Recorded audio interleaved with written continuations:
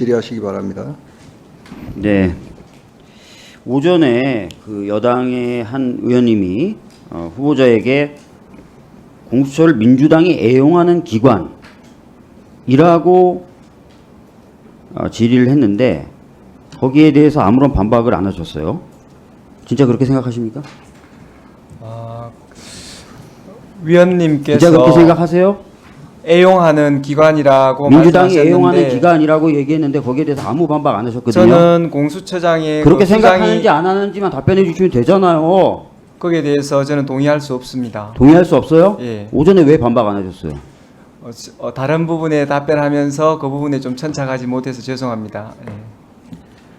자, 공수처가 왜 생겼습니까? 고위공직자에 대한 부패범죄를 수사하게 만드는 것과 동시에 검찰이라고 하는 수사기관을 견제하기 위한 목적 아니었습니까? 맞죠? 네. 만약에 검찰이 고위공직자에 대한 수사를 제대로 해서 검찰에 고소를 해도 또는 고발을 해도 사건이 잘 진행될 것이다 라는 믿음이 있으면 검찰의 사건을 가져갈 겁니다. 그런데 현재 검찰이 보여주는 모습이 그렇지 않기 때문에 검찰을 견제할 목적을 가지고 있는 공수처에 부득이 고발이나 고소가 접수되는 경우들이 있어요.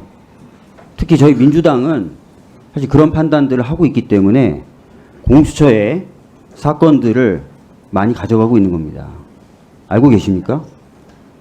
위원님 말씀에 전체적으로는 동의합니다. 예. 네.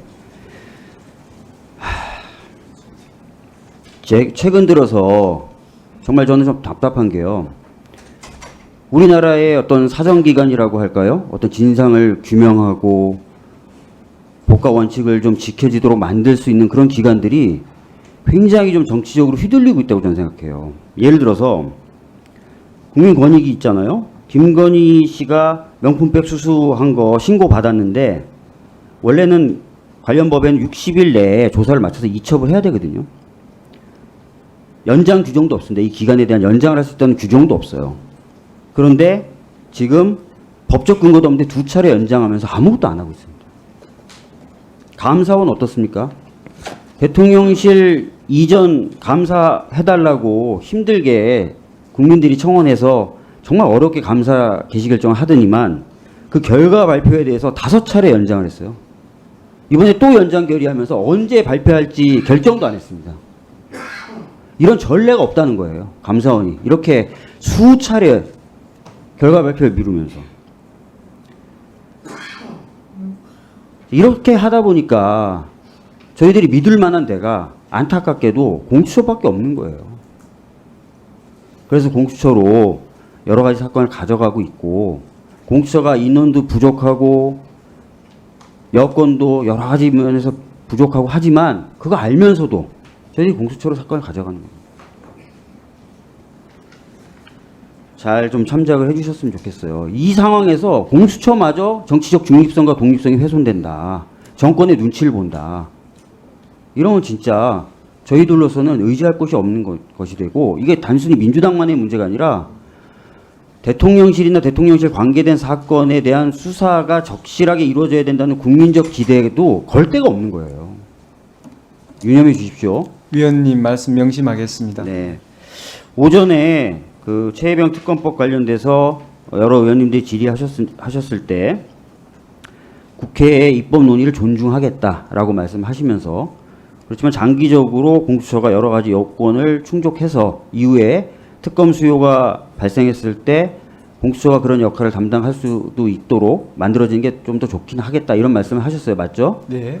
그 말을 좀 쉽게 요약하자면 현재 최혜병 사건에 대한 특검 논의가 국회에서 이루어지는 것은 충분히 존중한다라는 것이고 현재는 공수처가 여러 가지 좀 어려운 상황에 있다라는 것도 인정하신 거죠?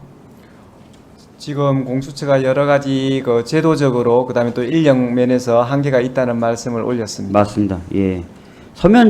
제 서면 질의에도 그런 답변을 주셨어요. 그래서 저희들이 이제 특검을 하는 건데 문제는 저희가 특검 이미 이제 표결을 했지만 대통령의 제2 요구가 좀 예상되고 있는 상황이고 제2 요구를 한다면 특검이 발동되는데 더 많은 시간이 걸릴 거고 제2요구를 안 한다더라도 법에 따르면 준비기간 20일에 특검 후보자가 추천되는 시간 포함하면 대략 한 달이 넘게 공백이 생기게 됩니다. 이 시간 동안 공수처가 이제 뭐 특검 할 거니까 수사 제대로 안 하겠다 이렇게 해서는 안 되겠죠. 지금 국회에서의 특검 논의와 상관없이 제가 공수처장이 된다면 순직 해병 사망 사건을 비롯해서 모든 사건 법과 원칙에 따라서 진행할 예정입니다. 맞습니다. 그리고 그런데 이제 아까 오전에 질문했을 때 대통령 또는 대통령실이 수사 대상이 되느냐, 뭐 잘못한 게 있거나 혐의가 있으면 수사 대상이 되느냐, 아주 일반론적인 질문이죠. 거기에 대해서 처음에는 그렇게 흔쾌히 답변 안 하셨어요. 다시 한번 여쭙겠습니다. 범죄 혐의가 있다면 대통령실 관계자 또는 대통령 수사 대상이 되는 거 맞죠? 맞습니다. 맞죠. 이걸 어렵게 생각하실 필요가 없는 게요. 전임 공수처장이요 이미 국회에 나와서 비슷한 취지의 답변을 다 했어요. 다 수사 범위에 들어간다. 대통령실 관계자들도 이런 답변도 했고 필요하다면 대통령실에 대한 압수수색도 하겠다라는 답변까지 이미 김진욱 전 처장이 다 했습니다. 일반론에 비춰서 아주 그냥 평범한 답변이죠. 그죠? 네. 다르게 생각하는 부분 있으십니까?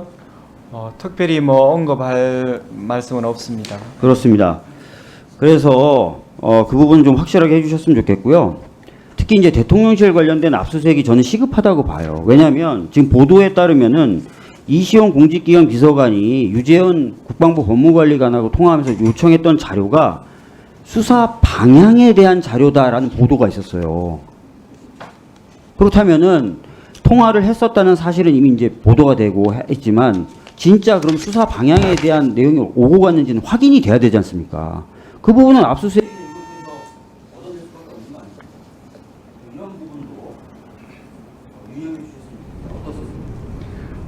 지금 위원님께서 말씀하신 구체적 사건에 대해서는 뭐 보고받지를 못해가지고 제가 이 자리에서 언급하기는 어렵지만 일반론으로 위원님께서 주신 그 전체적인 취지에 따라서 한치의 어긋남 없이 제가 공수처장이 된다면 활동하겠습니다.